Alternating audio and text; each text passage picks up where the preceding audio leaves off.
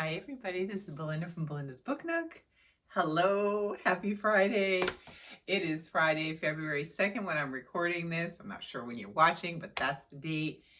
And I am here to get started to talk to you about the month of February. We have so many things to celebrate in the month of February, one being Black History Month. And I am going to talk about what I think I'm going to read this month. And I say think because I'm not quite sure. February, and I was talking to my sister about it this morning. February is one of those months that is typically shorter than the other months, which it is, even though we have leap year, so we have an extra day this year. But it's just for whatever reason, and my sister pinpointed it, it's like my kids have a week off, or my son that's home now has a week off from school, and it changes the way I move around in my routine. It affects my reading and so forth. So when I get really big with the big ambitious TBRs in February, it's not realistic. Tea's the best. And so I just feel like I'm going to try to do a more realistic one. And even then, I'll probably still not be able to read all the things I want to read. So that's okay. But I do love seeing the TBRs people do for Black History Month and for February in general. It's just always cool to see the different things that are going on. So what we got here, I got my little love mug here. I pulled it out. I switch. I don't know if you ever do that. I have tea mugs that are seasonal and special occasion. So this is a little one that I had gotten, I don't know, a couple years back at Target, but it has a little heart on it. So I swapped out some stuff that I had, some winter ones for the Valentine's ones. So we're kind of going with the love theme over here and a little bit of Black history and all that. So let's talk first about my last month's reading, which was abysmal, but as I told you, had a little incident, and I'm feeling improvement health-wise with my knee. I do have an MRI finally. Oh my God, the bureaucracy to get an MRI scheduled is what? And so that is set for a week from this Saturday. So I will get some more information soon on whether we got to do something invasive or we can just stay the path of training and strengthening it. And my elbow, I just actually took the wrap off for this video because it keeps sliding.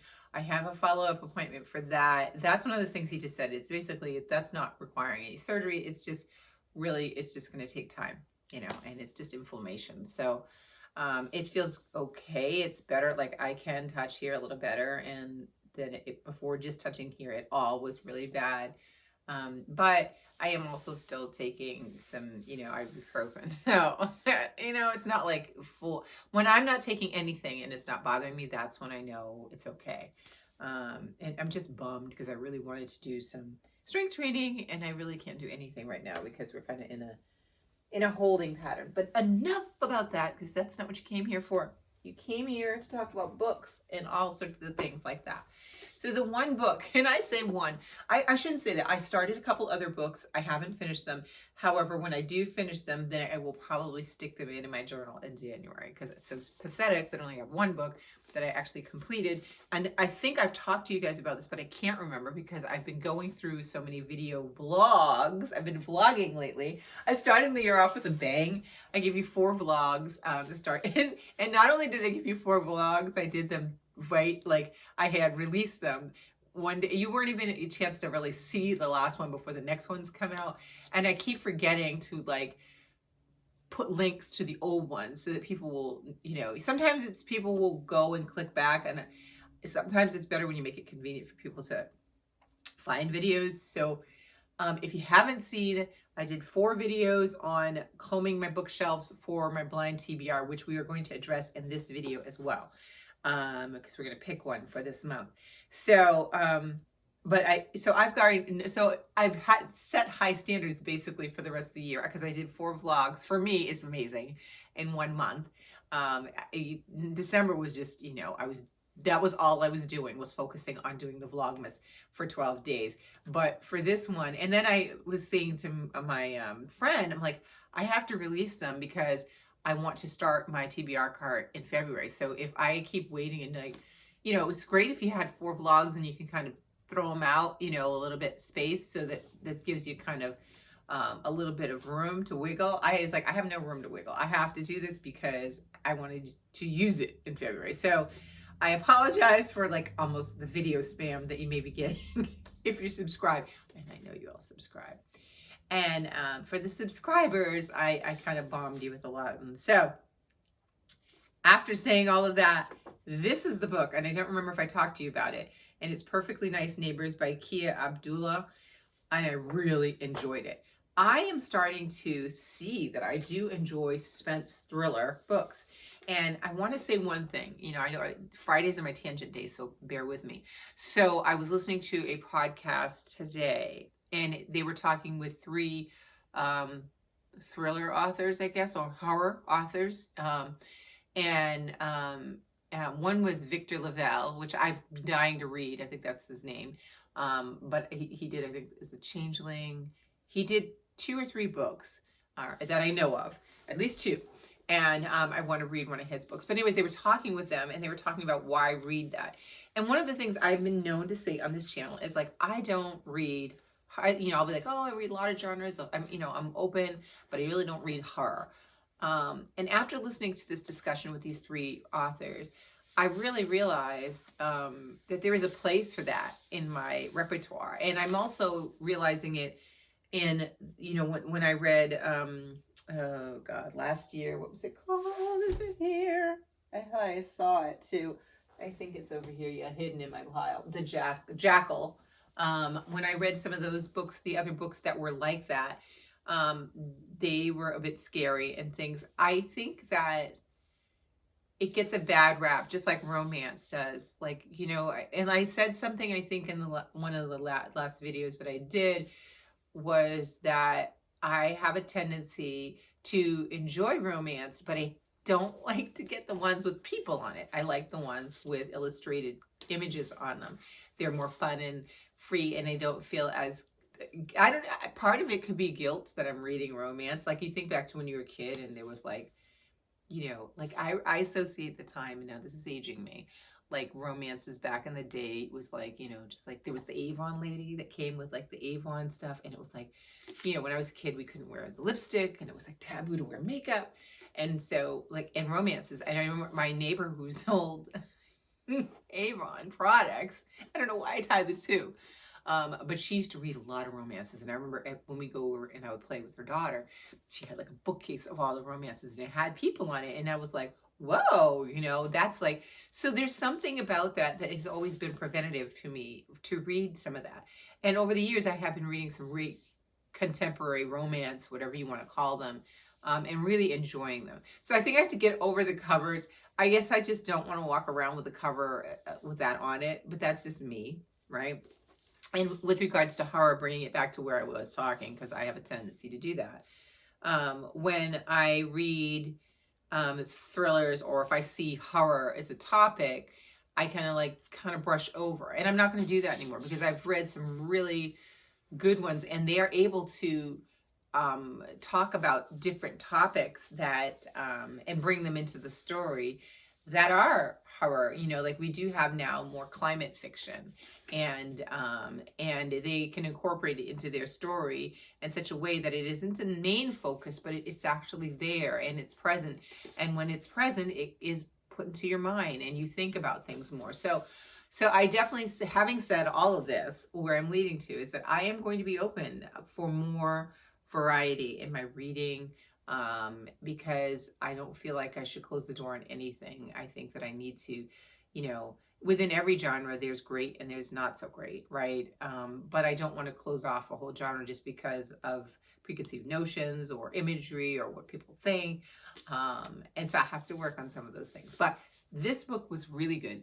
And this book was about a family, and they were a Bangladesh family, and they move into this neighborhood, and basically they, I don't want to give anything away. It's like really good to go into this blind, but they move into this neighborhood and they're confronted with a neighbor who, for example, and I think it is on the back of the side, I can say that. So they had put a Black Lives Matter sign up in their yard. And so the neighbor took it down. And so there becomes this kind of battleground or battle lines between the neighbors, because they're like, why are you taking that down? And then there's all these little microaggressions that you hear. It's a predominantly white suburban neighborhood, and this Bangladesh family is moving into. And so you hear a lot of the little microaggressions as when people are talking, even when they're trying to comfort her. There's one character that's very patronizing and things like that.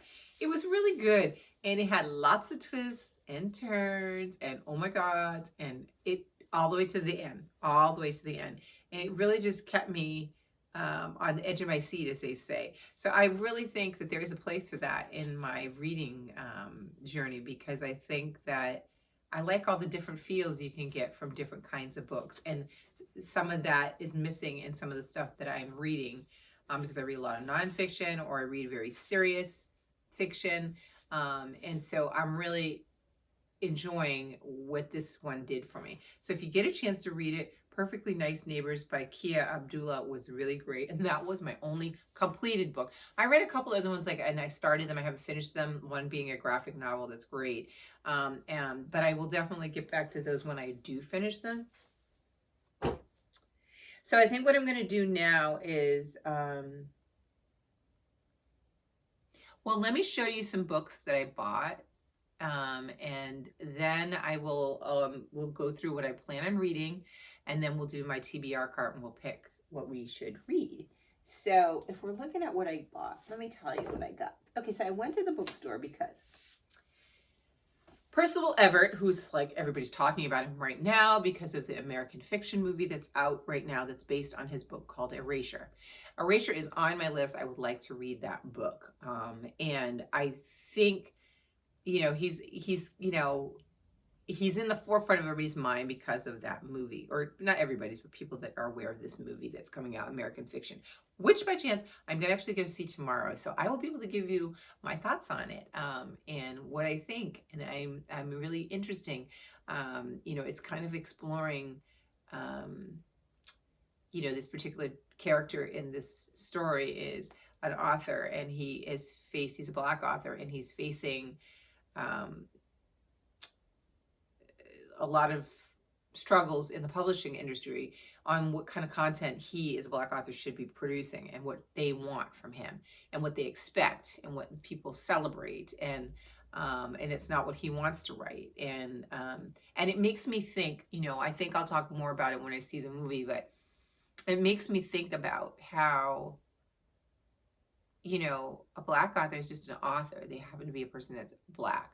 Now, whether they choose to incorporate historical things regarding Black people in their novel, or if they want to focus on certain segments of society, or strife, is up to the author. You can write anything you want, but some people get pigeonholed, and and the expectation is that they're going to only write this kind of stuff, and this is what people are going to want.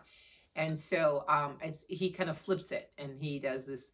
Basically, it's like a satire, and it turns out that that's what they wanted, and then it takes off, and so I really want to watch it. I'm going to go with my husband and son, and we'll see how we all react to it. So now I'm leading again. I'm going with all these big, long explanations. Apparently, January is the wordy Belinda is present. So what I'm trying to get at is, because Percival Everett is so prolific as he is in writing books, his latest book that's coming out this year is called James, and it's based on The Adventures of Huckleberry Finn.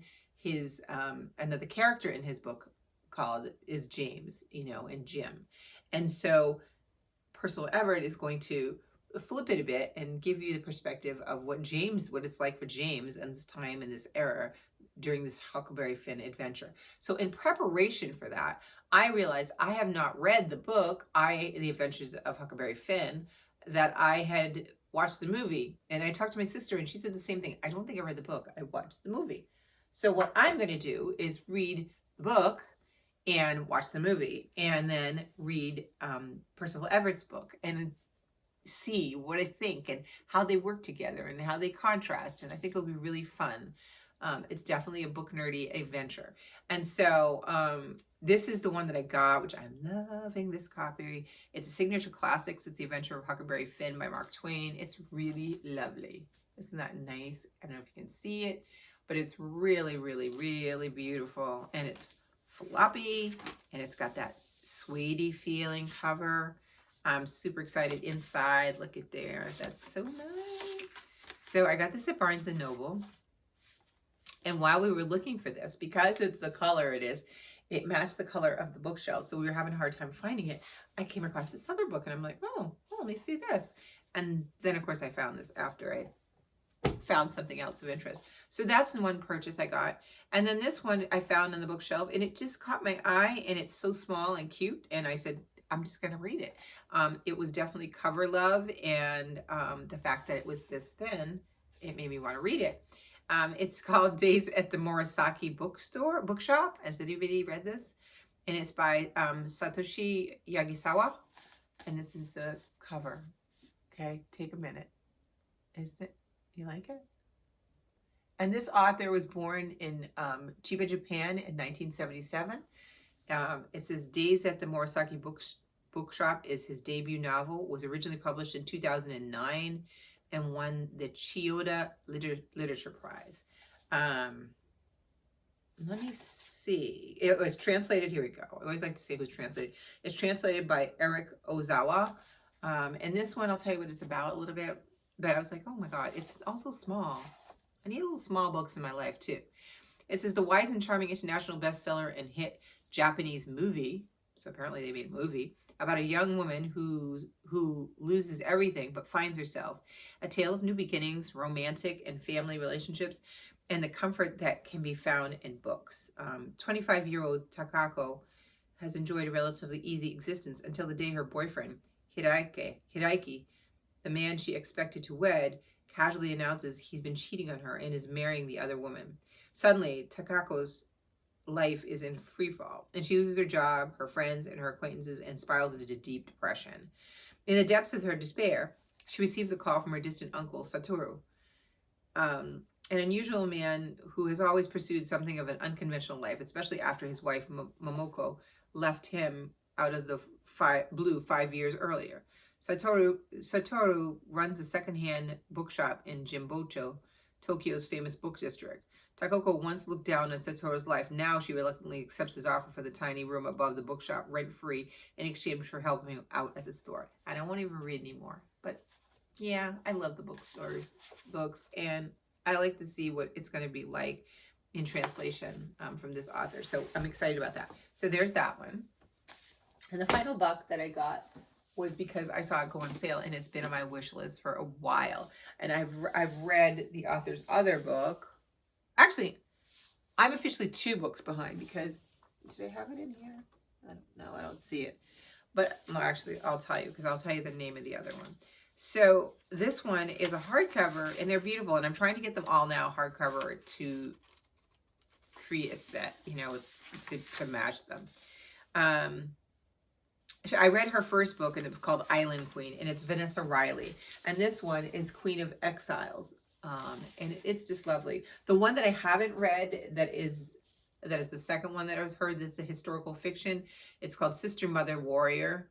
And that one I do want to read. And she has such different kinds of, she has historical fictions, historical romance, and historical mysteries. So I would like to read her catalog. I'm really curious about her in those other realms as well. But I really do find, like, when I read Island Queen, I really loved that a couple of years back, and I think she does a great job of doing her research for historical research, historical fiction, and it's very enjoyable. So this one is about, it says, in 1810, Louise is crowned queen of newly liberated kingdom of Haiti as her husband begins his reign over the first and only free black nation in the Western Hemisphere. After a long and bloody revolution, Haitians still struggle under mountains of debt to France and indifference from former allies Britain and the new United States.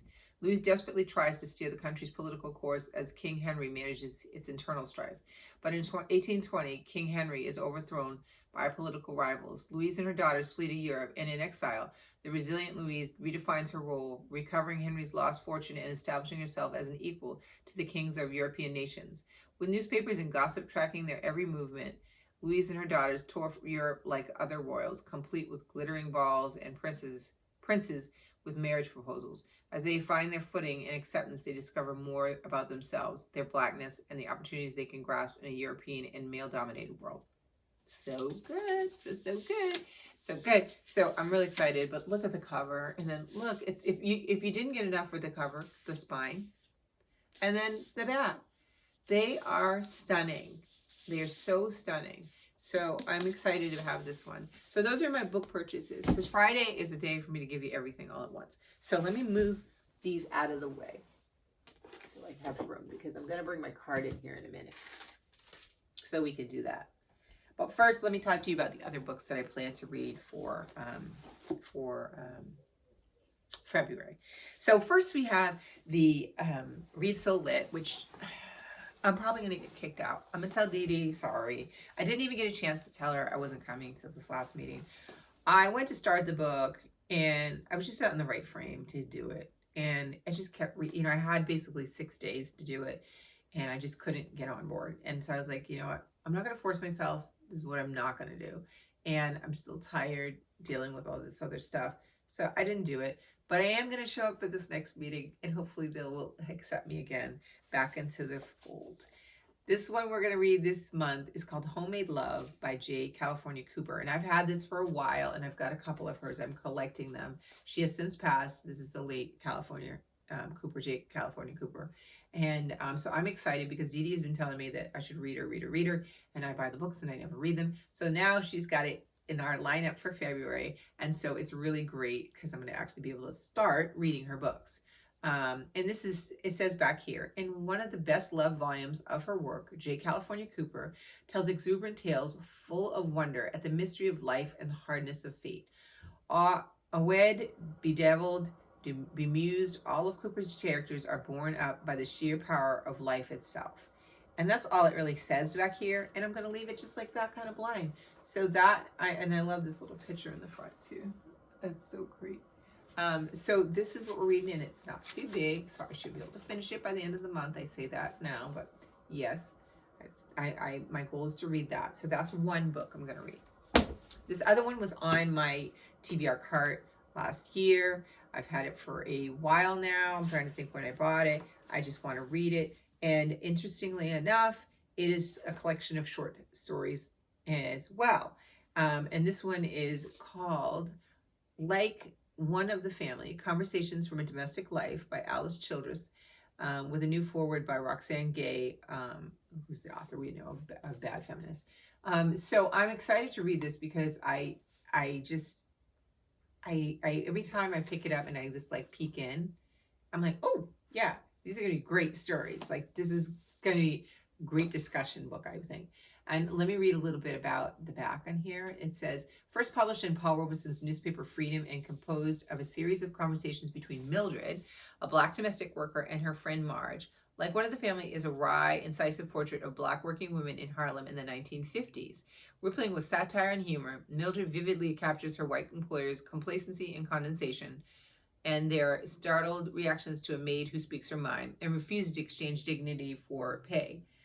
Although they were written more than 6 decades ago, Mildred's tales of discrimination, harassment, and entrenched racism, classism, and sexism are shockingly familiar today. Long overlooked, this new edition of Like One of the Family features a foreword by the best-selling author Roxane Gay, resurrects Childress for a new generation. So I'm doing it. So this is the one I'm going to do. All right, so there's 2.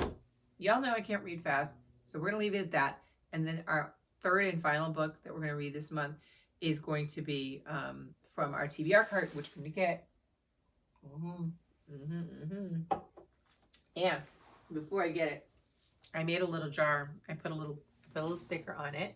This jar was in my craft room, and these little flowers that I have in here, they're flowers like I use in craft projects.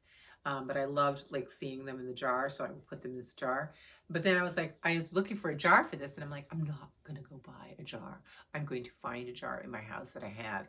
And so I decided I put the little sticker of the lady reading on it, and then I put little folded sheets of here that are numbered 1 through 24 in here, and then we'll shake it up and we'll pick one out, and then we're gonna read it.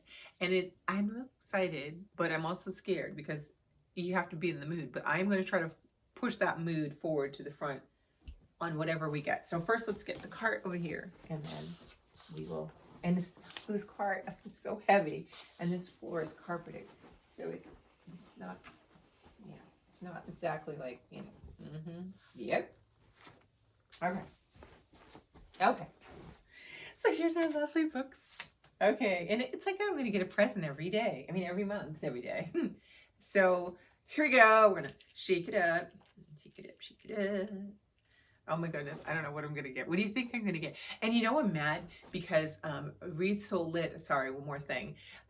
Dee Dee is doing a Read Soul Lit one that's not the book club, but just one that anybody, you know, can do it that's not on her Patreon.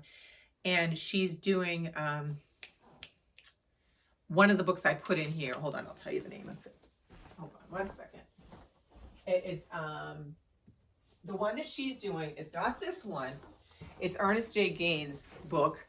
What was the one I put in here? It's called A Lesson Before Dying, which I've been dying, no pun intended, to read.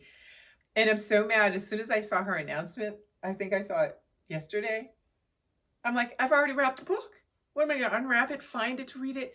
So if we get lucky, maybe I'll get it today and then I can read along as well. Otherwise, I will just have to not and do it. But I thought it was so funny because I was like, oh, why didn't she tell me she was going to do that? Because I would have totally kept it out. So, all right, so here we go. Let us pick our book. Oh my God. All right, we're going to stick our hand in here. Like you do. I'm not like clicking. I'm letting you see my hand. And I'm going to pick. I'm picking this one. This one feels like it's going to be a good read. All right, we're going to close the jar because once it comes out, it can't go back in. Okay.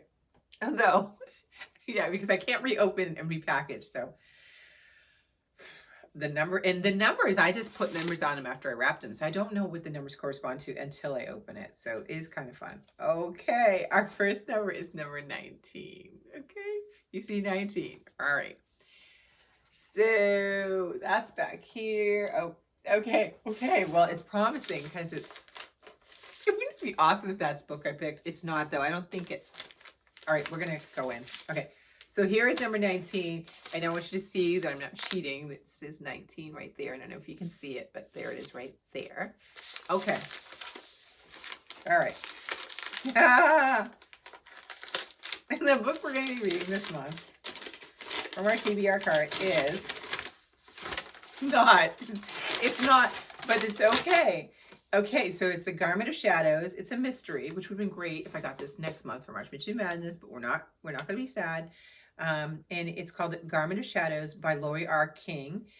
She's also the author of Pirate King, and she's written other things since that. And she's done also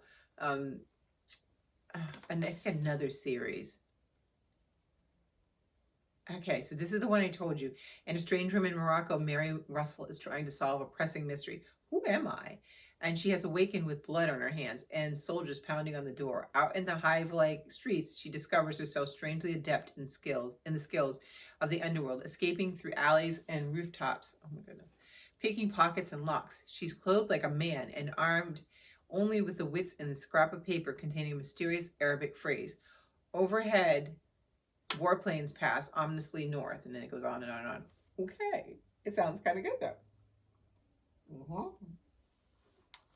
So this is our first book. I was hoping I would get that one so I could read it with them, but that's okay. This is really fun.